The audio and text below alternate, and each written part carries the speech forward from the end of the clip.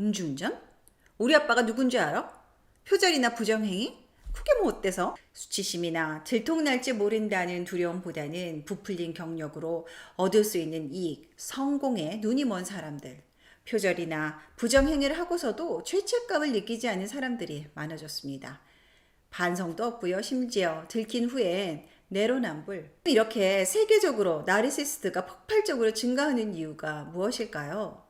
나르시즘은 전염병인 걸까요? 아님 유전병인 걸까요? 쉬, 나를 위한 조용한 시간. 나르시즘은 유전이다, 아니다는 학자마다 의견이 분분합니다.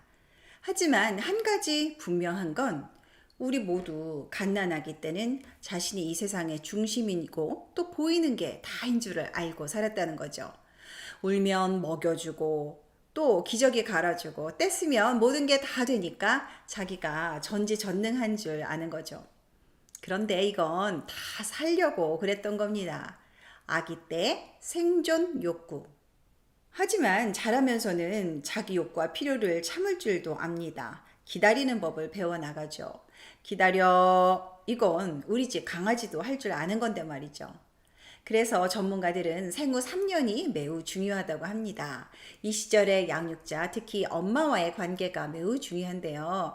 인간관계의 필수적인 이렇게 공감을 배우고 또 다른 사람의 입장을 이해하는 것을 배우는 아주 중요한 시기라고 한 목소리로 이야기를 하고 있습니다. 비극은 이때 제대로 성장이 이루어지지 않고 욕구가 성격이 되는 겁니다. 생각해 보세요. 몸은 어른인데 정신이 어린 아이인 거야. 유치한 그 어떤 위대함을 자신이 세상의 중심인 걸 포기를 못하는 겁니다. 그래서 원하는 것은 반드시 얻어내고야만은 이 세상에 참을 수 있는 게 하나도 없는 나르시시스트가 되고 마는 겁니다.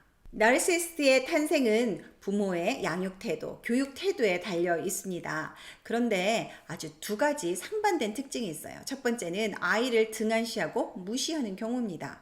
부모가 아이를 무시하거나 때때로 적절한 공감을 해주지 않을 때 이 자기애성 인격 장애가 나타나기 쉽다고 해요.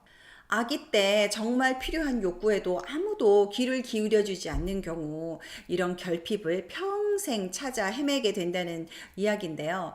패배나 실망이 정체성과 자의식에 너무나 깊은 영향을 미친 나머지 그 구멍을 메우려고 일생 노력을 한다는 겁니다. 이렇게 무관심과 큰 상처, 좌절을 맛보고 자란 아이는요, 위대한 거짓 자기를 만들어내고 자기가 전능하다, 마치요 얼굴에 두꺼운 가면을 쓴 것처럼 자신에 대해서 과장하고 타인을 조정하고 이용하고 이런 마음이 있는 것은 사실은 자기 마음속 깊은 곳에서 자기 자신을 싫어하기 때문이라고 하죠. 그래서 성인이 된 이후에도요, 엄청나게 돈을 많이 벌고 유명한 사람이 되고 나서도 지독한 우울감과 불만을 느끼게 된다고 해요. 또 다른 학자들은요, 또 정반대의 주장을 합니다. 아니다. 이 아이 때 요구를 뭐든지 다 들어주는 부모, 아이들에게 안 된다는 것이 있다는 한계를 가르쳐 주지 않는 부모가 나르시스트를 키워낸다. 이렇게 주장을 하고 있는 거죠. 살면서 이 거절감을 경험하지 못한 아이는 성인이 돼서도 남들에게 아주 뻔뻔한 요구를 당당하게 하는 경우를 많이 보아왔습니다. 심지어요, 안 해주면 막 화를 내. 예, 나한테 왜 이러셔? 난 엄마가 아니야. 라고 이야기를 하고 싶을 정도로 자신의 생각을 다른 사람들이 다 그때그때 받아줘야 한다는 생각을 가진 사람들이 의외로 주변에 많습니다. 그러니 대인관계가 좋아질 수 없죠. 마치 아직도 자신은 왕족 시대를 사는 왕자님, 공주님인 것처럼 자신은 이 세상에 어떤 특권 의식을 가진 것처럼 생각하는 사람이 많습니다. 그래서 똑같은 사회적 기대와 어떤 기준을 지켜야 한다는 생각을 못하고 사회에 무리를 일으키는 경우가 주위에 많습니다. 나르시스트 부모는 나르시스트 아이를 키워내기 쉽습니다. 자식을 자신의 소유물로 생각하고 엄하게 양육하는 부모들이 있죠. 유치원에 들어가기 전에 너무나 많은 것들을 가르치고 또 농 공부 뭐든지 잘하지만 정작 자존감은 없는, 그래서 이 양극단을 오가는 나르시스트가 되기 쉽다는 거 기억하시길 바래요. 자녀를 나르시스트로 키우지 않는 방법 전문가들이 이렇게 제안하고 있습니다. 첫 번째, 아이를 부모 소유가 아닌 독립된 개체임을 분명히 하라. 아이가 혼자서도 괜찮네, 즐겁네 하고 느끼도록 부모와 아이가 건강하게 분리되는 법을 가르쳐야 한다고 해요. 아이는 탯줄로 한 번 태어나지만 나중에 부모로부터 건강하게 정신적인 독립을 시켜야 한다는 이야기입니다. 두 번째, 생후 3세가 중요하다고 했죠. 안 되는 것은 안 된다. 이렇게 한계를 분명히 정해줘야 합니다. 건강한 부모는요, 아이들이 원하는 것을 제깍 들어주지 않습니다. 참을 줄도 알아야지, 기다려 하고 가르칩니다.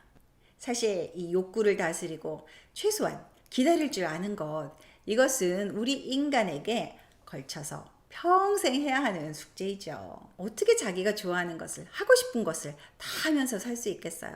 때로는 거절도 당하고 당황하고 수치스럽고 이런 감정들은요, 아기 때 경험하고 극복하면서 건강하게 성장하는 것입니다. 단순히 나이를 먹는다고 저절로 절제력이 강해지는 건 아닙니다. 그만큼 부모의 교육이 중요하다는 이야기죠. 자녀를 나르시스트로 키우지 않으려면 세 번째, 치어리더처럼 무조건적으로 환호하고 칭찬하는 말을 해주지 않아야 합니다. 물론 잘한 일이 있을 때는 칭찬을 해야 되겠죠. 하지만 무엇을 잘했는지 구체적으로 알게 하는 것이 중요합니다. 아기들이 감정에 압도당하지 않고 건강하게 자신의 감정을 표현할 수 있도록 도와줘야 합니다. 아기들은요, 충동을 조절하지 못해요. 그래서 이게 슬픈 건지 화가 나는 건지 짜증이 나는 건지 잘 구분이 되지 않을 때가 있습니다. 그럴 때 양육자는 좌절이나 실망, 거절, 기다림 이런 것들을 어린 시절에 경험하고 다양한 감정을 구분해서 정확하게 표현할 줄 알도록 도와줘야 합니다. 이렇게 감정을 제대로 표현할 수 있는 아이들은요, 다른 사람의 감정을 더욱더 잘 이해하고 소통할 수 있게 됩니다. 또한 사람에게 인간으로서 소중한 가치를 가르쳐야 합니다. 세상에는 옳고 그름, 정직, 진실, 양심 이렇게 정말 중요한 가치들이 많아요. 욕심 많고 이기적인 것이 어떤 것인지 우리 아이들과 이야기를 나누고, 또 우리가 인간이 동물과 다른 것이 무엇인지 한번 생각하게 가르치는 것이죠. 다른 사람의 관점을 이해하고 다른 사람도 하고 싶은 게 있다는 것을 아이 때부터 알아야 합니다. 끝으로 말릴 것은 말리고 제지해야 합니다. 우선 특권의식과 막된 행동을 아이가 하는 경우 부모가 이것을 알아차리고 말려야 합니다. 자기 잘못을 해놓고 또 남 탓을 해도 절대 받아줘서는 안 돼요. 언제나 이기려고 하고 완벽하고 자기 고집만 아이가 내세우는 경우에는, 또는 완벽하지 않아, 실수해도 괜찮아, 이렇게 부모가 앞장서서 알려줘야 합니다. 자, 여러분의 부모님은 어떠셨어요? 야단치는 부모, 권위 있는 부모님이 있었다면 이 시간 감사하세요. 나르시스트는요, 부러움의 대상이 아니라 아픈 사람, 상처 입은 사람이에요. 인간의 감정 중에서도 가장 위대한 이런 사랑이 왜곡되고 병들었기 때문이죠. 사실 모든 사람이 특별하다면 아무도 특별하지 않은 것입니다. 우리 모두 이 자기애라는 신앙에 빠져서 폭망하기 전에 진짜 나를 사랑하고 또 이웃을 사랑하는 그런 마음을, 소중한 마음을 찾아서 모두 건강하게 살기를 기도해요. 나를 위한 조용한 시간. 함께하고 싶은 분은 구독과 좋아요 눌러주세요.